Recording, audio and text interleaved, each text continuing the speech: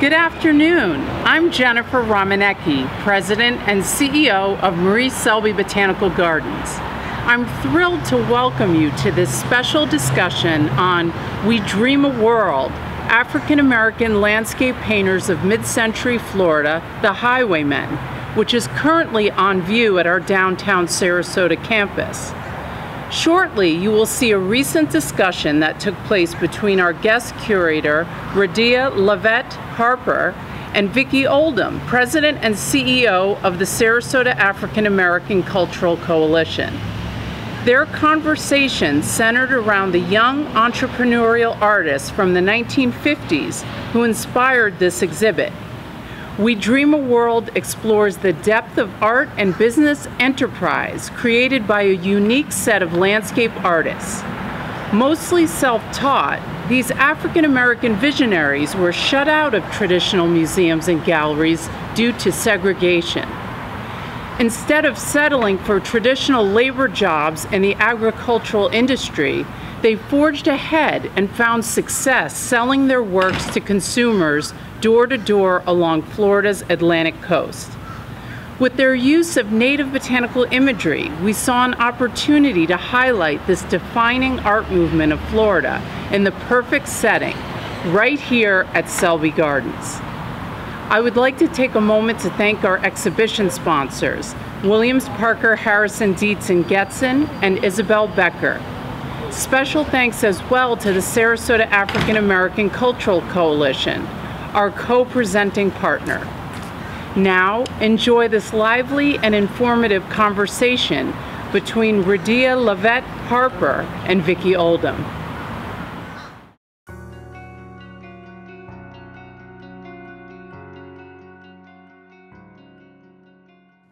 There is a backstory, unknown and often untold, about these African American artists from Florida who rose to prominence. And you're here as a guest curator to tell us all about their story. There was an article that says the artist's story begins with a man by the name of Beanie Backus, but not so, say you. How did the story really begin? Yeah, I was very excited when Selby Gardens invited me to guest curate this show. And of course, I knew of the Highwaymen. As a matter of fact, 25 years ago, I gave the Highwaymen a show at the Museum of African American Art in Tampa. So it was probably one of their first exhibitions. And I didn't want to produce another blanket Highwaymen show because there have been quite a few. And what occurred to me was to look a little deeper and to tell a different story. Could I find a different story if I did some research? And the story that I found, which is what I was hoping to find, was a story with an African American perspective. Who were these artists? How did they become these artists? What influenced them? And what I found after many conversations, after doing some physical research, I found that they were really, or Alfred Hare, really learned how to draw and become an artist through his art teacher, Mrs. Zenobia Jefferson. And that led me down a different track, thinking about the Black community. This is the segregated South. This is the mid-50s. Folks are confined to, their neighborhoods, and there's not a lot of economic growth happening in a segregated community. But the people who lived there in Fort Pierce and in other Black communities around the country, especially in the South, Black folks looked out for other Black folks, and we nurtured each other, and we took care of each other. And in this case, and historically, Black teachers, African American teachers, had a mission beyond teaching in the classroom. They tried to help students fulfill their life's promise and would talk about, more than just math, science, and art. They would talk about how to make it in this world. And Mrs. Jefferson had come to Fort Pierce and started her career as a teacher in Fort Pierce. She started an art department in the school, in Lincoln Park Academy, and she recognized the talent in Alfred Hare, and helped him, assisted him, encouraged him, even to the point where his mother, Alfred's mother, sent Alfred to Mrs. Jefferson for Saturday art classes. So it was in him. You know, in his yearbook it says artist. You know, and he's what, 15, 16, 17 years old. This is what he wanted to do. And so I looked there. I looked to, you know, as an artist myself, I know that there are lots of things that influence an artist. And being in the field, of course, artists just don't fall out of a tree. They are encouraged by something, some experience, something pushes them forward.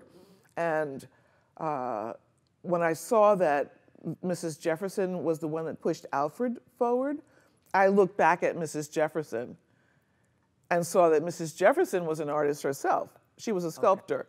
And I thought, well, that makes a lot of sense because artists talk to artists. And then I went back even further to find out where she went to school and found out that Mrs. Jefferson went to Fisk University, which is a historically black college. And then my mind was really blown because I found out that her teacher was Aaron Douglas. And Aaron Douglas was the premier painter, the premier muralist painter of the Harlem Renaissance. And I couldn't believe it. I couldn't believe it. I mean, how rich is that? And no, Aaron Douglas did not know Alfred Hare, but we learn things from each other. And what I learned from my teacher, I teach to the next person. And so it makes perfect sense to me that Aaron Douglas taught Zenobia Jefferson about the Harlem Renaissance, about all the great artists that he knew, about how to paint, right? About how to draw, how to make sculpture. She was a sculptor in the end. And she, of course, had to come to Lincoln Park and say the same thing to the students in the school. She had to tell them about what was great out there in terms of black culture, in terms of art, because that was her study. And that just excites me so much because I can just imagine Alfred eating it up. And other folks like James Gibson was also in that class, other art students who became, you know, under the umbrella of the term highwaymen. So it was Mrs. Jefferson. It started with a black woman, and that just made me so excited. And not to take anything away, of course, from Beanie Backus. Beanie Backus was instrumental, absolutely. She introduced him. She introduced Alfred to Beanie Backus. Beanie Backus was a regional landscape painter who lived in the neighborhood, and he came to the school at Lincoln Park Academy and asked the guidance office, you know, or told the guidance office that he would be willing to mentor the best art student in the school. And Mrs. Jefferson sent Alfred, and she introduced him to Beanie Backus, and then a whole other side of life evolved. Alfred learned a lot from Beanie, and you know, the rest of the story continues. I have to jump in here. You have, you know, revealed so many strands by just answering that question. I thought about the awesomeness of African-American teachers. And I'm feeling real emotional right now because I'm remembering mine. And then I'm remembering the HBCU experience and how nurturing that is. So from nurturing black teacher to nurturing environment on that HBCU campus, there's something that special that happened to him. And absolutely. I mean, we went from slavery to Reconstruction to segregation. I mean, what was there for black folks? We had to have each other. And, you know, we are infinitely capable, and we need a little assistance, just like anybody else, a little education. And that's the trajectory. That's what we do. Once we learn something in the black community, we look out for each other and share as much as we can. And I love that was obvious. You know, that was obvious to me. And I felt like this story of the highwaymen has been told multiple times, but I hadn't quite heard it from a black perspective, from an African-American perspective. And I was happy that this rich story exists. Thank you so much for digging deeper and letting you know, your discoveries lead to another discovery. Tell me more about Lincoln Park Academy, that school that Mrs. Jefferson taught. Well, Lincoln Park Academy was the only school, and the parents built the school, from what I understand. They raised the funds and built the school because the white town was not going to provide a school for them. This is segregation, and very little economics came into the community, and the parents knew the value of an education, which I find fantastic. And so Mrs. Jefferson came, and she started to teach there, as did her husband, who was Coach Jefferson. He was the football coach. He later became a principal at another school when desegregation began and the races mixed a little more. But the school, it had several grades, if I understand correctly. It was from 1 to K, K to 12. And it also had a junior college, which enabled those kids who finished high school to at least get a junior college education in the neighborhood. And some of them then went on to FAMU and other historically black colleges. So education was very important to the community. Yes, yes. So let me wipe this tear from my eye right now, because you're touching some areas. I think that's so wonderful. I remember the first time someone told me I was an artist. The first time a teacher told me I was an artist, I'll never forget it. You know, when somebody holds you up like that around an idea that's so important to you, and just think that you have those kinds of nurturing people around you all your life. Yeah, that's so rich. Alfred Hare's trajectory, then, would you describe it? So Alfred and Harold were considered the main protagonists for a group of artists who lived in Fort Pierce. These were all young men. They were teenagers, early adults, young adults, and Alfred was just out of high school. Harold was a little older. Harold was already painting by the mid-50s. Was that like 18, 19? In 59, he was about 18 or 19, Alfred was. And Alfred went to Beanie Backus's studio, which meant that he had to cross the segregation line, the color line, to get there.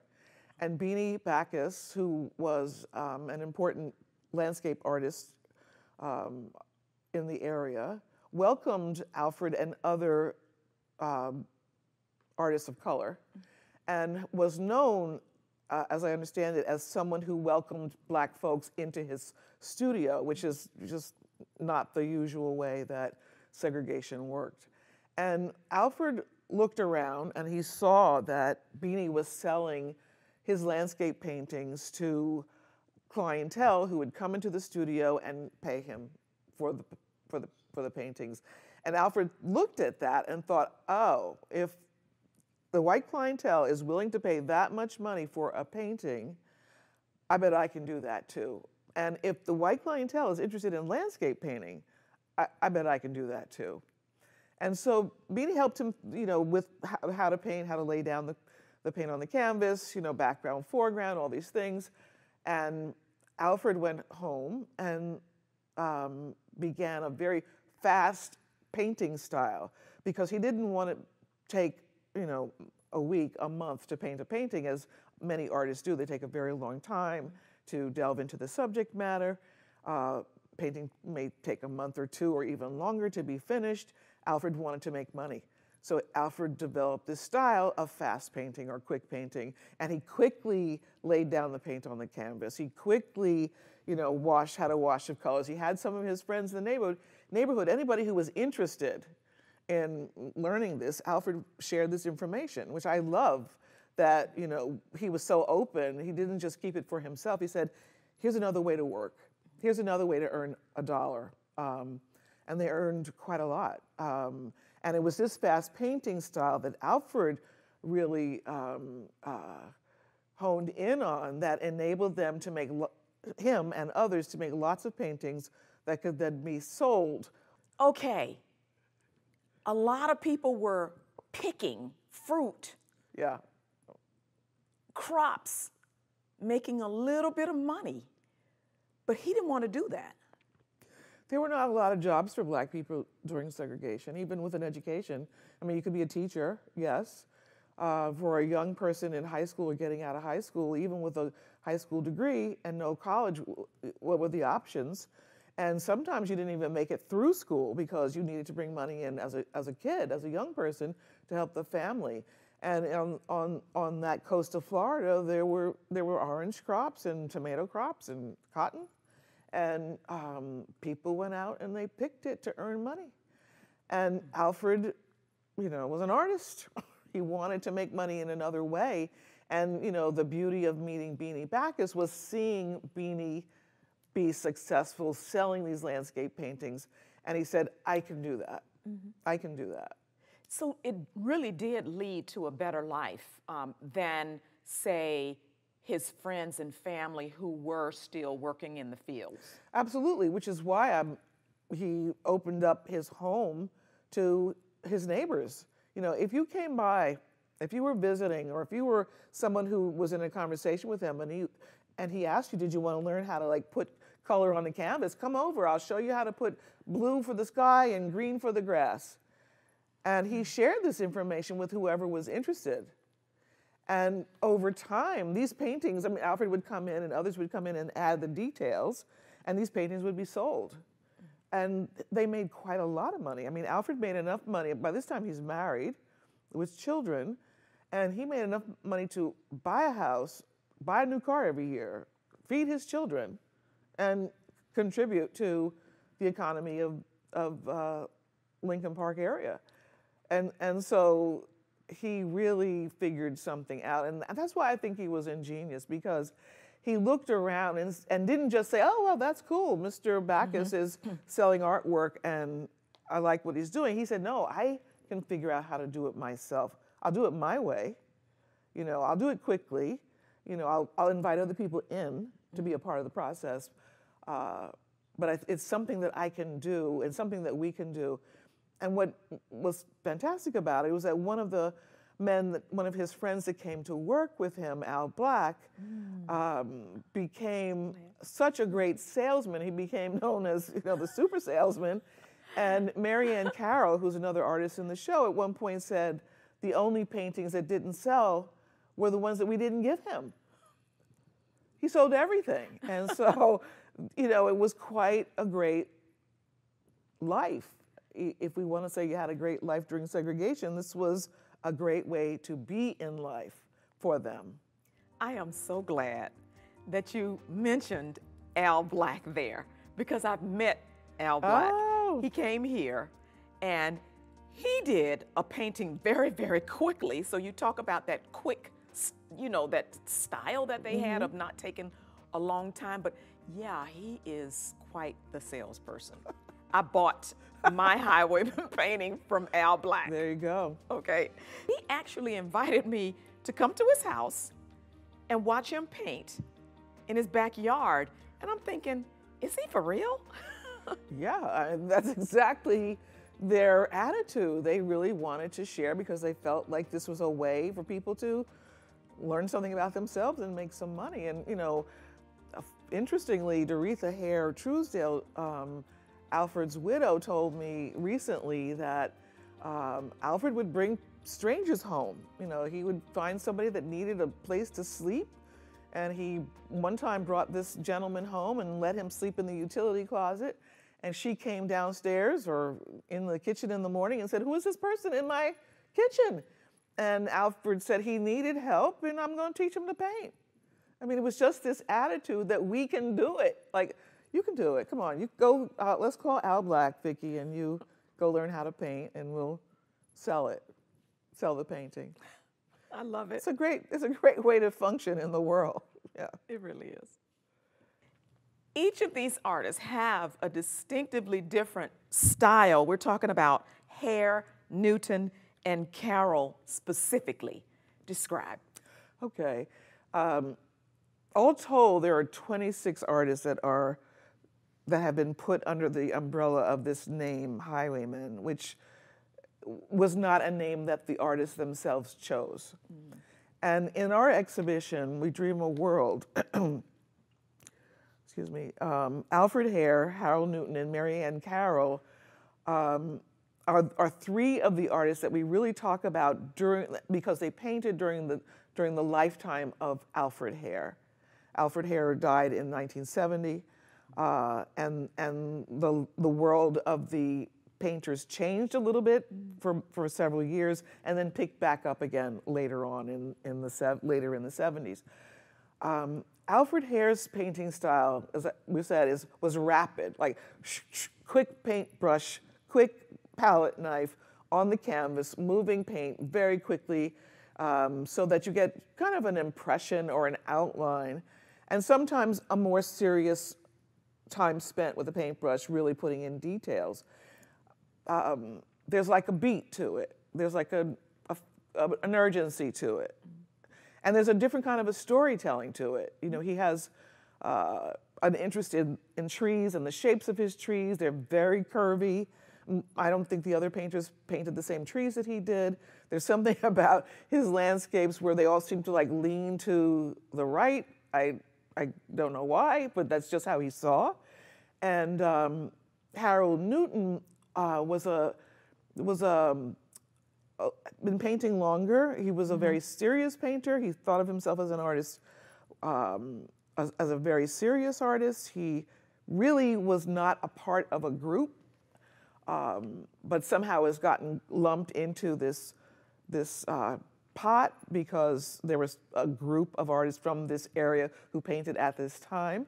But Harold Newton's paintings were slower. His brush strokes are, you can tell that he's taken a little time to think about it. They're contemplative. They're expansive. The canvases have a lot of breadth to them. You look at them and you just kind of sink in and go into the ocean, and you can stay there for a while. And Marianne Carroll's paintings are dense with color, like thick paint, and deep colors, like deep dark orange, that some people will say that color doesn't exist, or purple skies or pink skies. People will say that's not so, but we know it's so. You know, this is Florida. We get these gorgeous sunsets and sunrises, and you know, it's gotten to the point now where collectors who know these artworks will say, look, there's a Marianne Carroll sunset, because it looks so reminiscent of her paintings. And those three styles are distinct. You know, the rapid brushstroke, the different kind of storytelling, the details of Alfred. Maybe he's got a few black people in the picture, maybe he's got laundry in the picture, as well as these fabulous trees, and Royal Poinciana is really important to him. And Harold is, you know, taking us for a ride. And Marianne is like putting us on the spot. And it's kind of exciting. And one of the things that I'd like for visitors to take away from this exhibition is a visual understanding of these three artists. You know, I think it would be really important if visitors could say, oh, that's an Alfred Hare. Oh, that's a Harold Newton. No, that's Marianne Carroll. And begin to know them as artists, because that's how we know artists. We don't know artists by a brand name. We know artists by their name, and we know artists by their work. And I think it would be very powerful and important if this show enabled people to see the artwork for what it is. What about the colors? You talked about Carroll's rich colors. Was there a difference between the kinds of colors that Hare and Newton used? There are a lot of colors in the rainbow. There are a lot of colors in the paint box. And every art, look at us. You have on this gorgeous pink dress, and I have on teal green. We choose. I mean, we choose our colors. They chose their colors. So Marianne really liked these vibrant colors. We don't have to know why, she just did.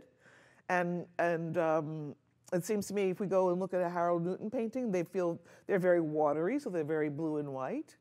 And Alfred's are very green because he's really looking at the landscape. He's really looking at the trees.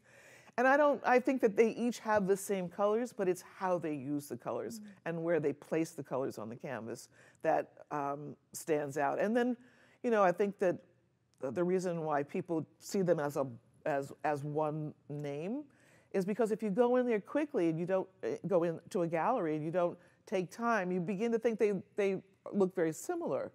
But if you stay there long enough and get to know them, you'll see that they are very, very different. What about the type of paint? They used oil paint, which meant that it dried slowly. And oil paint can take, weeks to dry.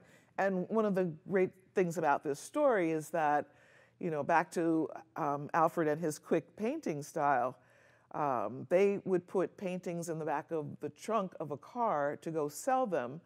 And sometimes the paintings would be wet because they just came off the easel or they hadn't quite dried because they hadn't been sitting around long enough. And in the trunk of the car because, again, this is the 50s in the South and in the United States of America, black folks weren't knocking on the doors of galleries and getting in. White galleries were not inviting black artists to exhibit, and they needed to sell the works. And what they came up with, Harold Newton came up with this, and Alfred Hare continued it, and Al Black, really made this idea king. They knocked on doors of businesses, so the doctor's office, the motel, the hotel, the restaurant.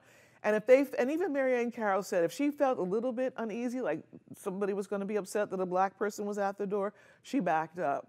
And they would knock on doors, and once they were out of the neighborhood, they would get in the car and they would drive up and down the highway, north and south, and sell paintings. And as we said earlier, Al Black sold them all.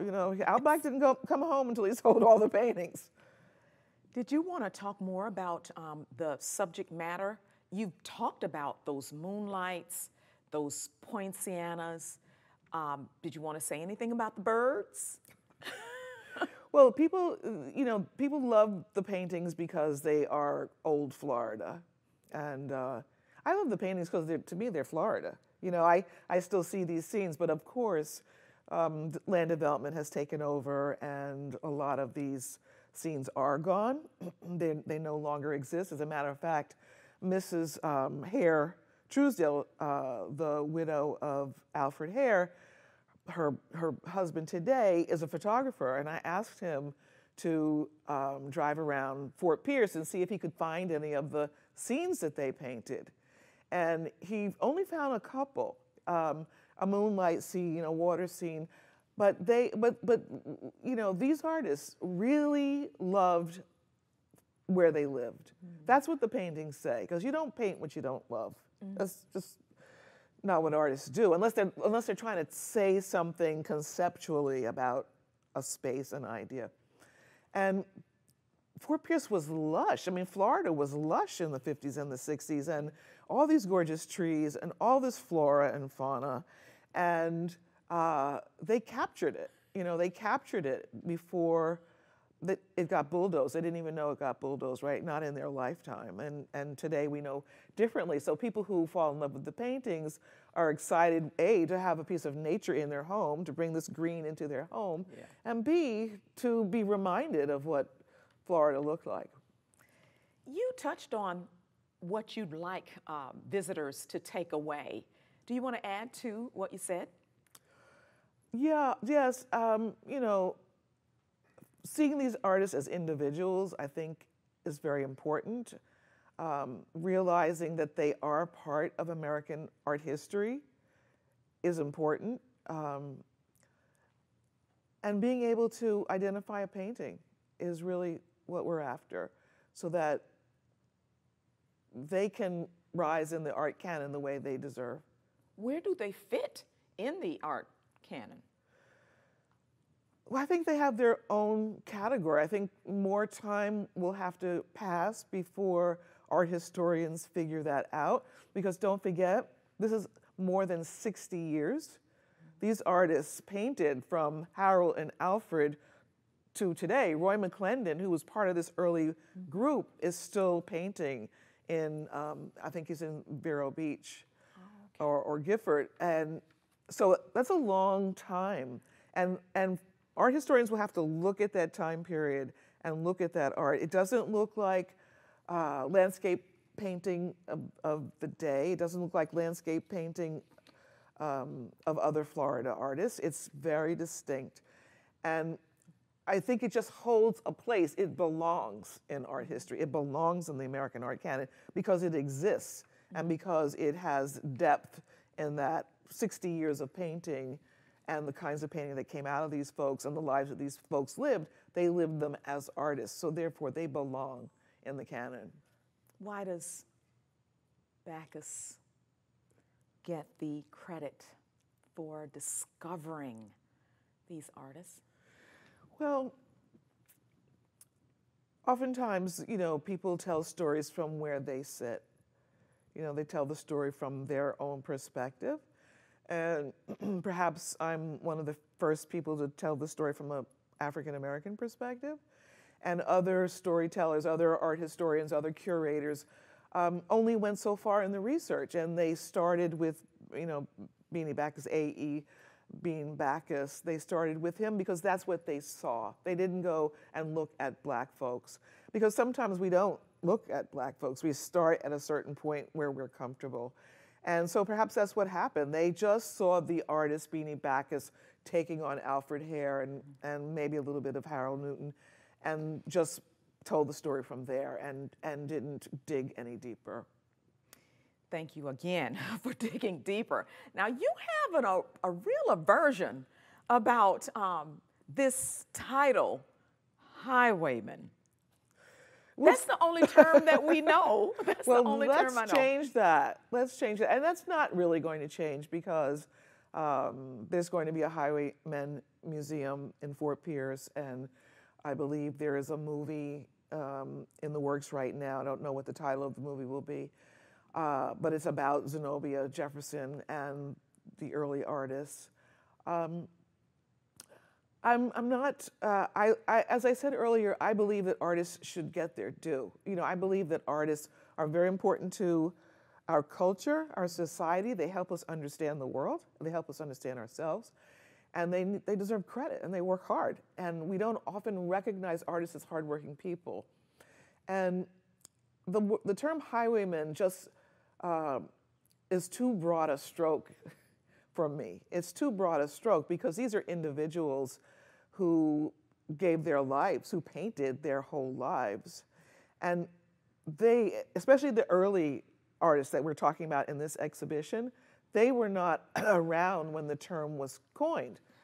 I mean, the term was coined in 1995. Oh. Alfred Hare died in 1970.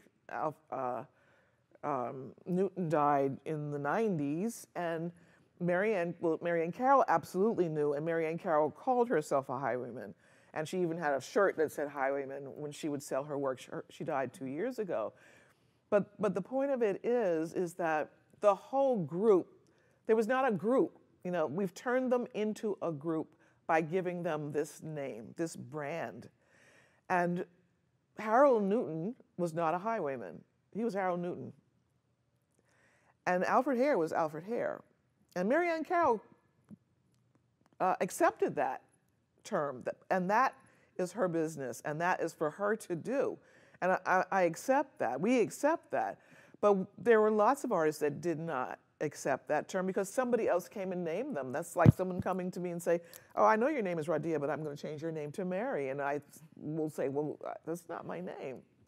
And so that's what it feels like to me. And that's why I'm so interested in our taking a closer look at the artwork and a closer look at the artists and seeing if we can identify them as individuals so that we can have an Alfred Hare show, we can have a Harold Newton show, we can have a Marianne Carroll show, and people will come and see that artwork, and we don't have to always rely on the highwayman tagline. Is there a new generation of these particular landscape artists, say their offspring? Yes, and family members. Harold Newton's brothers, had two brothers, Lemuel and Sam. Sam is still painting. He has a gallery. And he's very adamant about not calling his brother a highwayman or himself, calling himself a highwayman. And so the answer is yes. we're talking about over 60 years. And the beauty, the genius of this method is that one person taught another person. And so generationally, artists kept coming. Artists kept taking on this idea of creating work in this way. So there have been lots of folks who are family members or relatives or friends of friends who have been a part of this process. What are the chances of somebody going to an estate sale or garage sale or some kind of sale and finding one of these jewels? I mean, really? People are doing it now. There's been written, I don't have this research myself, but that they produce over 200,000 paintings. I don't know that I don't know that for sure. But there are a lot of paintings in junkyards, garage sales, antique stores, hidden behind doors, in closets, that people are looking for. People are searching for and collecting them because now they are more valuable than they were in the 50s and the 60s and the 70s, and they're commanding a different kind of price. And so people are hunting them up. Talk about Florida anthropologist Zora Neale Hurston and how she fits into this story. Thank you for asking that. One of my excitements in digging up Zenobia Jefferson and then Aaron Douglas was finding Zora Neale Hurston as part of the story. Now, of course, most people who love Zora Neale knew that she died in Fort Pierce and knew that Alice Walker, the great novelist Alice Walker, came to Fort Pierce to honor her several years ago. But what was exciting to me was finding out that Zora Neale Hurston taught at Lincoln Park Academy. And I just love this idea that this confluence of energy, these folks, Beanie Backus, Zenobia Jefferson, Coach Jefferson, Alfred Hare, Harold Newton, Marianne Carroll, Zora Neale Hurston, this talented group of humans were deposited in Fort Pierce. Right. For, I don't know why, for us to tell this story. To tell this story that there's so much talent out there that we don't know about. There's so much going on in Black communities that we don't know about. There's so much going on in segregated communities that, the stories are buried. I got so excited working on this story thinking, I've got to go find another story. There's more to uncover. I think about the work that you do. It's the same work that you're doing in the community, uncovering the Sarasota, the Newtown story. And there's so much richness there that deserves to be heard as part of American history because we are American history. I want also our young people to understand this story of enterprise and going out and getting it. Yes, yes. And doing what you can and say, hooking up with that teacher that's spending time with you and asking more questions. And then that teacher being encouraged and pushed to introduce you and take you to the next level, by helping you meet somebody else. It's about lifting each other up. Exactly. It's about lifting each other up. And it's about taking advantage of opportunities. And it's about entrepreneurship and starting a business. Alfred was a businessman. He set up a studio, if you will, in the carport of his home. He saw this as a way to make money. So we don't want to let that idea go. He was also an artist. So he was like, wow, a Renaissance man. He did it all. He did the whole thing. He painted and he sold. And he figured out the marketing method, right? And for young people, I think that anytime you meet a person, you should find out who that person is. And don't burn any bridges because you don't know when you might need to return to that person to learn more about what they do or how they might somehow help you in some way or how you could help them in some way. And young people, that's the beauty of history is looking back and finding out how people did things. because maybe you can figure out how you can do something too in the way that it was done in the past. And it's not, for the young folks and young artists, I mean, they are looking at art in a different way. They're looking at concepts and theories and producing art as in graphics. And so there's a whole other style of art out there. But this idea of learning from others is still at the core of every artist and every child, no matter whether they are an art student or not. It's at the core of everything we do, is finding out what work is out there, what jobs are out there, what employment is out there, but more than that, finding out what you want to do. Because Alfred painted because Alfred wanted to paint. He did all these other things, as we said. He was a businessman, but Alfred wanted to paint. That was his passion. That was Harold's passion. That was Marianne Carroll's passion. So for our kids in school, finding their passion, touching that passion, and then coming in contact with as many people as possible who might uplift them is a great way to go. I think that there's also a message in this story about the communal nature of communities of color, Black communities. Also, how people like Beanie Backus can give back to these undersourced communities. There are ways that people can do it besides just kind of looking on as spectators and observers. You know, I think what I hear you saying is responsibility and accountability, that we're all humans, we're all human beings, you know, we deserve to be seen in our full humanity, and that each one teach one. You know, if you have something to share and somebody might benefit from what you learn, from what you can teach them, then let's put that into play.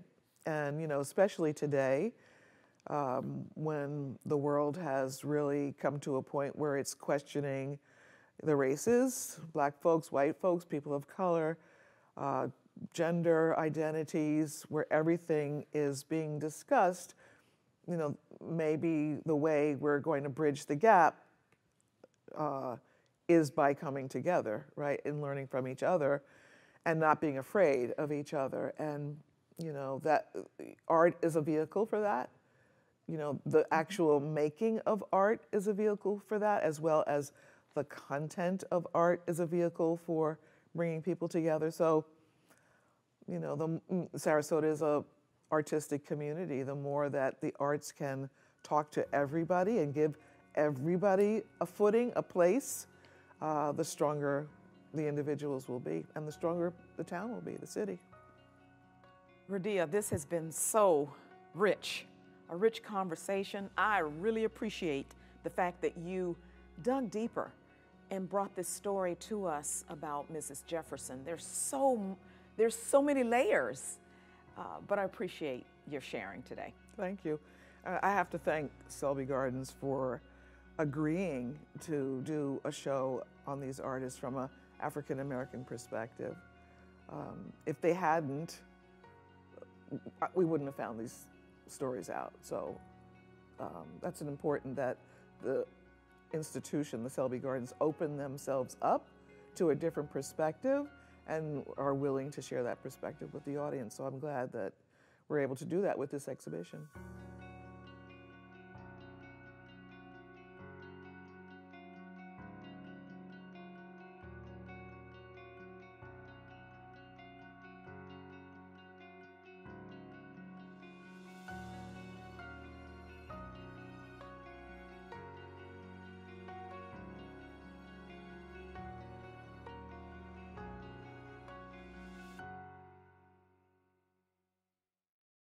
Thank you, Radiah and Vicki, for this insightful and engaging discussion.